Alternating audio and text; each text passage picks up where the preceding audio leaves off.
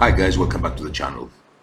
Today we're going to have a review, not a flick through, of SWORDPOINT Ancient and Medieval Wargame Rules 2nd edition. I've done a flip through quite some time ago. You can find it here. But let's go into a bit more detail so you can understand how the game works and how the rules are. It's a very beautiful book. All illustrated color. Not very thick, but it's fine. So we have the contents and the credits. You have an introduction, playing a game, choosing forces, setting up the game. And we'll start here with the basic concepts. Now, what's the basic concept of the rules? So here, you have two values. For commanders and generals, you have attack and cohesion.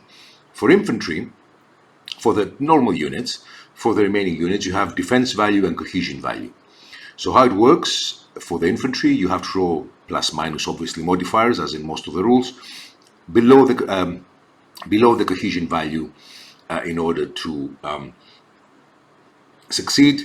And your defense die of 5 or 4, you have to roll above it in order to defend a hit. Regarding the kings and the commanders and the generals, they have a cohesion value based on the same concept, but they have an attack dice. They don't have a defense dice. They cannot be killed unless they are part of the unit. And they have a +2 or a +3 that will be added to the die roll of the unit they're attached with. Now, this is the units and troops. This is the minimum maximum bases you need to have for a unit. For example, foot skirmishers, or formed infantry, or open order formed infantry. So you can see minimum base 3, maximum base 12 or 8. And it says here that the author shows you how many units per base he suggests, and the bases are 40 by 40 usually. 60 by 80 are for elephants, 80 by 40 are for skirmish troops, but you can use your own. If a unit falls below 3, it becomes unformed, and unless it's skirmished, and that would mean it's basically out of the game. So we have the unit order, if it's trained, if it's what type of unit it is, formed troops, the base strength. Every unit, as you can see from the illustration, is compiled from bases. So a unit of 6 bases is 6 bases 40 by 40, and every base have a strength of 4 if you are formed infantry, of 3 if you are open order infantry, of 2 if you're skirmishers. And when you get the number of hits for this bases, the base is removed. So command and control, facing, measurements, momentum, 12 inches command range for the generals, 8 inches for the captains. Here is how you win the game. There are multiple ways to win the game. Basically, every unit has a points. You add it together, and you get the army breaking point. And here it explains you when armies don't have when armies do not reach breaking point. There is another way if you want to finish the game. Here is the game turn and the sequence. So the sequence is very easy. You have initial phase, you have shooting phase, movement phase, and combat phase. So the initial phase, you check for impetuous troops, returning troops, discouraged markers you remove, and you have cohesion tests. Cohesion loss and terror, you test for troops and everything. So this is basically, you're basically tidying up what happened in melee here. Then you have shooting phase. Every unit has a die roll for shooting and plus minus modifiers, and you shoot at your opponent. Here explains to you how everything works, and how you calculate the casualties on the range of the weapons. If you have crossbow and longbow, it's 24 inches, their maximum range. The short range is up to 12 inches. How you calculate casualties, and you have modifiers. Here, if you can see, if you are inferior shooter, you get a +1 in the die roll. It's a modifier. A superior shooter, if you're inferior, you get a -1. If you're shooting in long range, -1. So if you're an inferior shooter and you're shooting in long range, you get a -2. So in order you hit with a 4, 5, and a 6, now you need only a 6. Explains to you all the details. If you're in cover, defense modifiers for the opponents here. If, for example, longbows and crossbows shoot at close range, they give a +1 in the defense value of the opponent. So if your defense value is 5, then you have to roll a 6. And you have a cohesion test. Now this is the movement phase, how the movement works. We're not going to go into much detail.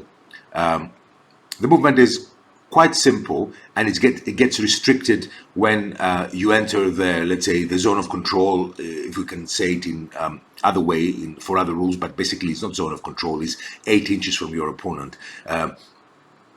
Heavy troops, men-at-arms, open form troops have to halve their move when they are within 8 inches.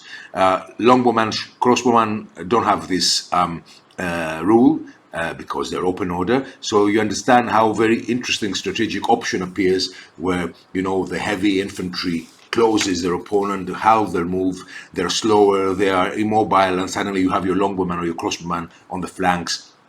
They don't abide by this rule, and they can move the full distance and just flank them. So here's how you rally fleeing troops. Compulsory moves, that's fleeing troops who have not rallied. Movement of troops as charge response. Disengaging troops, that's another good rule set. And this is the movement of chargers. What is a flank, what is not a flank. You have to know that in order for a charge to be valid, to be permitted, the center of your unit must be able to touch any part of the front edge of your opponent. So timing charges, failed charges, maneuvers, moving engaged units, attacking revealed units. You have here remaining moves you have after you do the charging. And here is a very nice example how movement works. Here also there's a very nice example of how you do there is the 1 inch rule. You cannot pass from on the flanks of your opponent closer than 1 inch, but there is other, let's say, prerequisites for this, and there is some options where you can do this, some possibilities when, especially you're charged.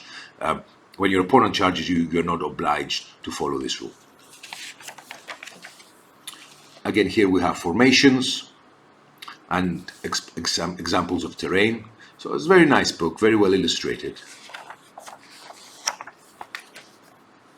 Now it's combat phase, how you fight combat, how you calculate the die roll. Here we have the weapon modifiers, depending on how you build your army, how you build your troops. If they have a double-handed weapon, if they have the spears, if they have longbow, if they have any other weapon you can see in the army list, you get modifiers, you attack first. The difference here is that if you charge, you attack first, you can inflict wounds to your opponent that will remove a base, and this will mean that your opponent will attack depleted. So it means until the first ranks go, the back ranks go in the front and cover this gap, your opponent will fight with depleted die rolls, and this is only in charging. Also, superior troops fight first and pikes fight first. So this is something you have to think when you're preparing your strategy. Defending an obstacle, combat results and combat result differential. So when combat result modifiers, so when you have your result, then you go there and you check the extra modifiers you have. So if you have a close order troops, you get a +1. If you have a depth bonus, if you have an army general attached, you get another +1. All these modifiers, if you're attacking in the rear, all these modifiers will give you extra advantage. And then you're applying the combat result differential, and then you see here in the loser's action what's going to happen. If you lose 0 to 1, you continue fighting. 2 to 3, you discourage and fall back 4 inches. 4 to 5, you become discouraged and take a break test. 6 or more, you break automatically. Now, so this is a very important part of the rules that stands out from other rules, in my opinion. Well, it's the line of battle. Units supporting each other. As this, you can see the line of battle will divide the result by the number of units supporting. So the center unit B, as you can see, will divide it by 3. So if you list by 6, and this will be automatic break, but you divide by 3, that means it goes 2. 2 means fall back, discouraged, and continue fighting. You see how important the line of battle is. So A will divide by 2 because it has 2 units supporting it. I mean, itself and B, and C will do the same thing. Also, if you are in an angle like this and you are 1 inch from your opponent, you count as a line of battle. Line of battle has many rules and has here many examples so you can understand it. If you're pushed back, your support is following if he doesn't fight another opponent. If you're staggered again, if you're staggered and there is no clear definition of who is fighting who, this counts as a one melee. One hand-to-hand combat. So you count all the dice together, and then the result, all units will follow the result, according, of course, to the line of battle.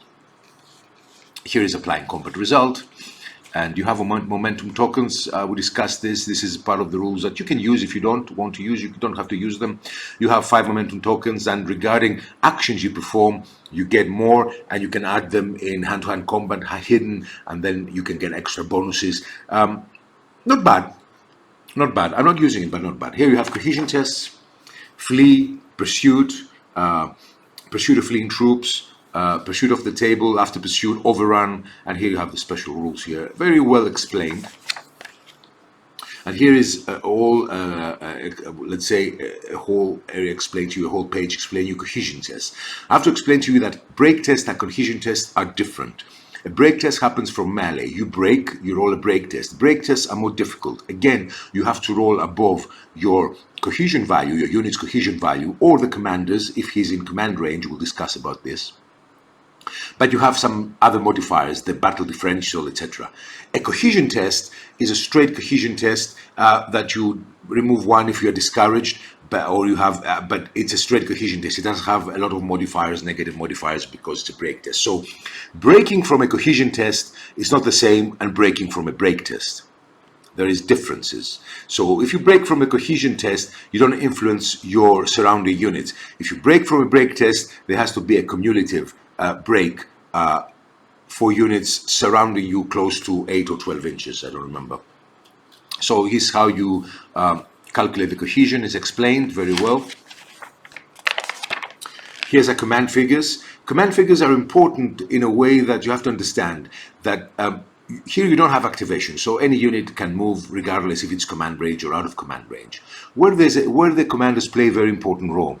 Commanders play an important role in cohesions and of course in melee. If they're attached, they can add a +2 or a +3 die roll to your opponent, to your die roll of the unit right die roll. So you know, you may have 12 dice and suddenly you have 15. There is actually a good advantage.